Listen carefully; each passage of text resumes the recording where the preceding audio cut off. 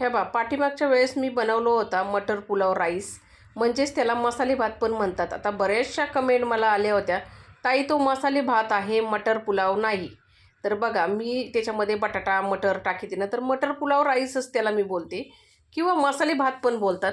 तर बऱ्याच मला कमेंट अशा आल्या का मसाले भात बोलायचं, तर चला तुमच्या हिशोबाने मसाले भात तर मसाले भात.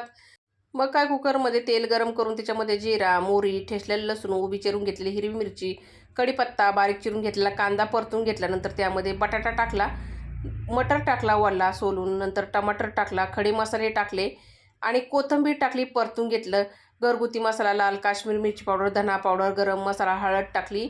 परतून घेऊन स्वच्छ धुवून घेतलेले तांदूळ टाकले, पाणी टाकलं, चवीनुसार मीठ टाकलं, झाकण देऊन एक शिट्टी काढून घेतली. तयार झाला इथं आपला मसाले भात. तर मंडळी तुम्ही कसा बनवता ते कमेंटमध्ये नक्की सांगा आणि मी कसा बनवला मसाले भात कमेंटमध्ये नक्की सांगा. धन्यवाद.